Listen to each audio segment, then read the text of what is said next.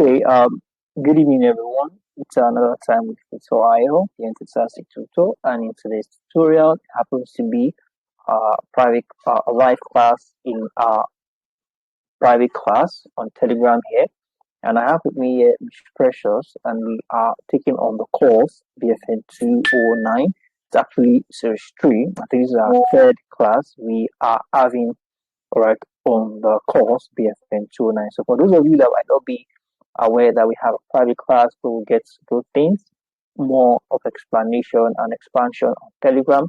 This is what it is. You're missing a lot if you are not yet a member of our private class. So you just do well to reach out to Tutorial on our official website, www.tutorial.com.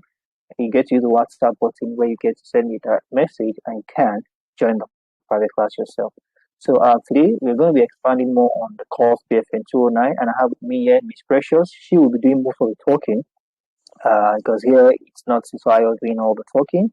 It's highly interactive or more like what we have on YouTube. So Miss Precious, you have the floor, and I think what we're talking about now is about internal and external finance. I believe you understand what it means by finance already. So now we're going to be talking about internal finance. All right. Speaking of how companies get to generate finance internally, and how does companies get to generate finance externally. So, Ms. Precious, do you mind walking us through how companies generate finance internally and through what medium do they generate finance externally? You have the floor, ma'am. Okay. So, how they generate finance internally, I believe maybe from shareholders. Okay. Sorry to cut you short, ma'am. Do you mind showing us your face? You know, it's more like it's not the YouTube thing, it's the Telegram stuff. So if you don't mind showing us your face, to be okay now. Okay, let me put on the lights.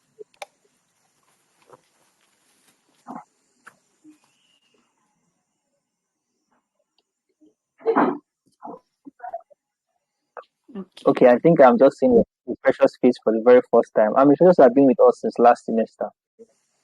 So I might just pass by Miss Precious and I wouldn't know she's the one. I only recognize her name, not her face. Okay, it's great to have Miss Precious on board. Miss Happiness, I hope your network is a bit stable today because you're always having issues with network. Miss Happiness, it's good to have you on board. So, Miss Precious, you can continue, please. Okay. So I'm saying that I believe that the financial way of getting finances internally is from like shareholders in the business, in the company, maybe from them putting in money into the business. Is how they generate finance internally. Then for externally, I believe bank loans or opening their shares for people to buy. These two is the ones that came at the top of my head now. Thank you very much for such a wonderful contribution. But I think you are mixing up a little bit things together. So I'd like to clarify the mix up. Now, when we talk about internal finance, it has nothing to do with the shareholders. Okay? Now, the shareholders falls under the external finance. Are we together? Now, I will explain. Can you hear me now? Yes, I can. Yes, I can. Now, when we talk about the internal finance, what we have is called stakeholders. All right? What we have is called the stakeholders. But when we talk about the external finance, then we are simply talking about shareholders.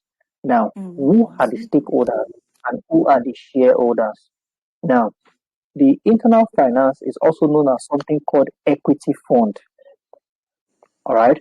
Equity fund, or equity fund, which is referred to as equity. Now, when we say equity fund, we call them capital funds. Now, These capital funds or equity funds are solely contributed, okay, by the Mm-hmm. stakeholders within and is referred to as internally generated funds. These stakeholders, all right, volunteers. It can otherwise be known as a mutually contributed fund. It is a fund that you don't expect returns.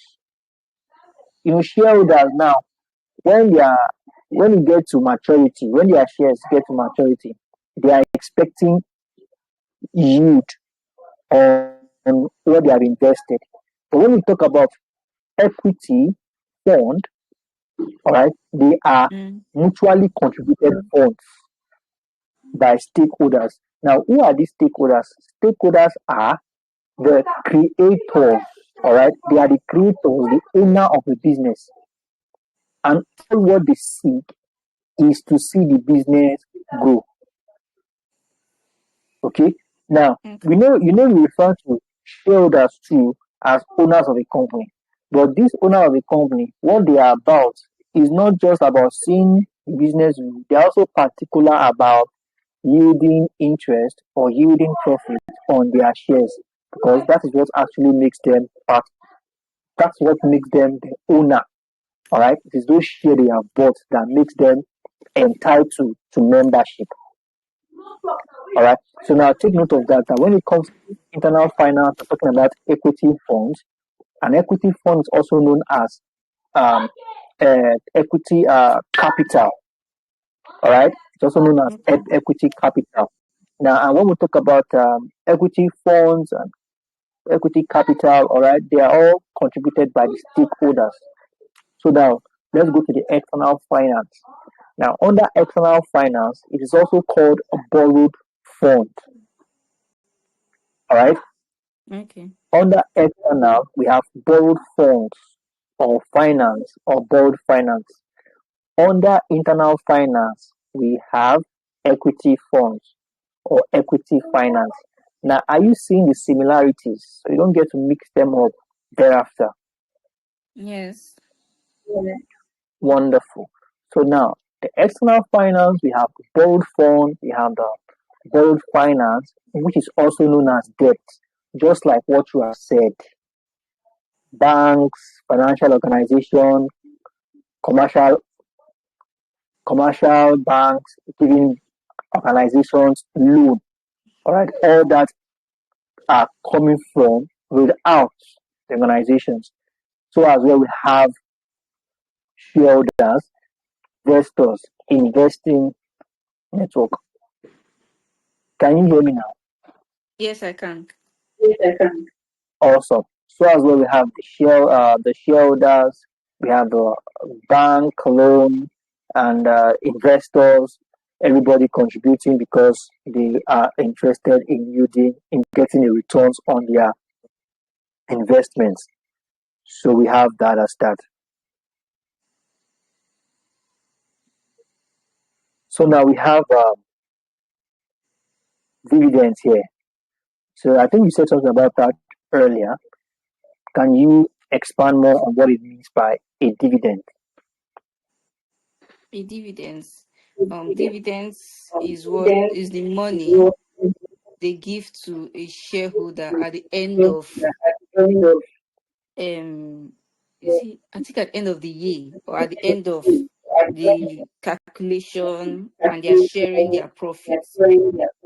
Okay, is the Okay, profit shared to a shareholder, given to a shareholder? wonderful, wonderful. Now let's put things correctly. First, you said something about profit. Very correct. All right, because Mm, companies don't share their capital. They don't even touch their capital. What they share is profits. Okay, and yes. this profit is being shared to all the shareholders. And don't forget that every share bought has a maturity date. All right. Now, Mm, the date is dependent on the policy, the terms of the organization selling this share. All right, and there are some share which most organizations encourage. All right, having a long span, having a longer lifespan shares. Now, the dividends that will be given to a share that the lifespan is 10 years will be more compared to that of 5 years.